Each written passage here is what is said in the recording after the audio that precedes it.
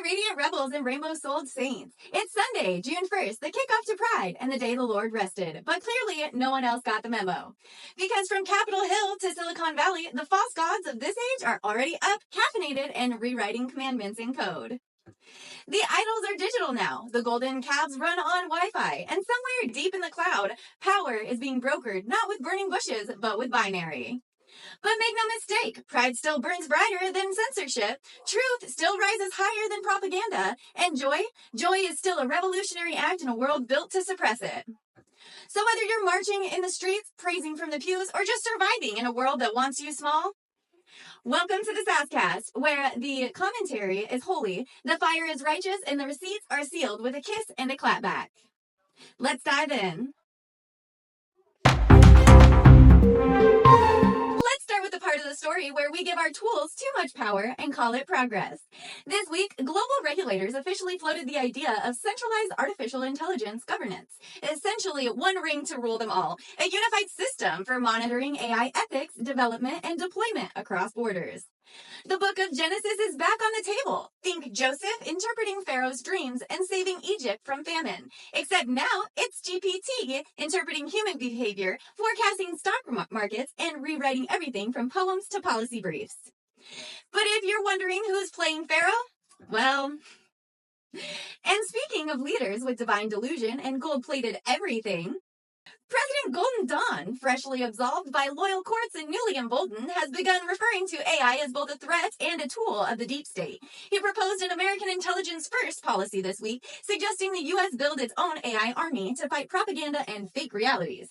Sound familiar? That's Daniel, chapter 2. The king dreams of a statue with a head of gold, his ego, and Daniel warns that it will all crumble. And just like that, Nebuchadnezzar Golden Dawn may be walking his rooftop declaring, "Is this not the great Babylon I have built?" While AI quietly scribbles the word mene mene tekel upharsin in the source code. And just when you thought it couldn't get any more biblical, enter the man building Babel with Wi-Fi.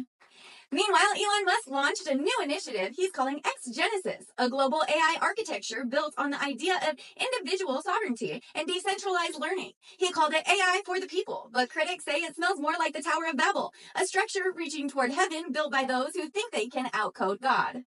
But here's the twist. If Golden Dawn is the king who dreams, Musk is the one who tries to interpret heaven through hardware. He's a mashup of Solomon and the serpent, dazzling with wisdom, disruptive with every tweet, and not afraid to play God if it means rewriting the rules of Eden. And let's not forget his Neuralink ambitions. Yes, the mark on the hand or the forehead doesn't sound so symbolic when a billionaire is literally inserting chips into skulls and promising enlightenment.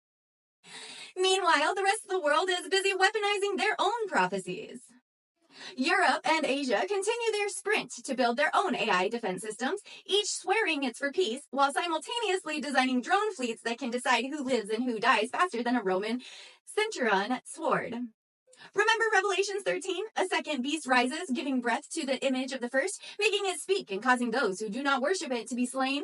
Replace idol with interface, and you start to see where we are headed. But before we all start panic Googling AI locust plague, let's talk about the miracles.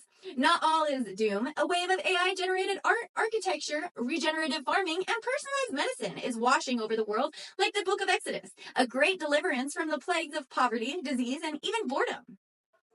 AI is teaching us to build again, and some believe it's ushering in a digital Eden, where scarcity is solved not by conquest, but by computation. So maybe the serpent's code could also be the lamb's platform, depending, of course, on who's logged in. And now the part of the sermon where we ask, who gets to write the future? There's a lot of talk about who will write the rules of this new age, Musk with his satellites, Trump with his bullhorn, or bureaucracy with no soul and too many updates. But don't forget, in Revelation, only the Lamb is worthy to open the scroll. The question isn't whether we'll be ruled by AI, the question is whether we'll anoint it or resist the urge to crown our tools as gods. Will we be like David with his sling, wise, small, and faithful, or like Saul, hiding in the luggage while Goliath updates his firmware? And before we close the scroll, let's say this loud enough to echo across every state line and sanctuary. Happy Pride! To everyone who's ever been told they're too much, too loud, too different, or too against tradition, know this, the same God who split seas, moved mountains, and resurrected dead things, they don't make mistakes. Your queerness is not a glitch in the code. It's a divine upgrade. A rainbow written into the sky after every storm as a covenant of love that still stands. And while the pharaohs of this world try to erase, regulate, or redefine you, remember this: no empire ever outlived the truth, and no algorithm can overwrite your worth. All right, my digital disciples, go forth this week with your eyes open, your Wi-Fi secure, your glitter holy, and your heart anchored in truth. Hug your kids, update your passwords, and ask yourself, if the trumpet sounds tomorrow, will it be coded in C++? See you tomorrow, if the cloud doesn't crash.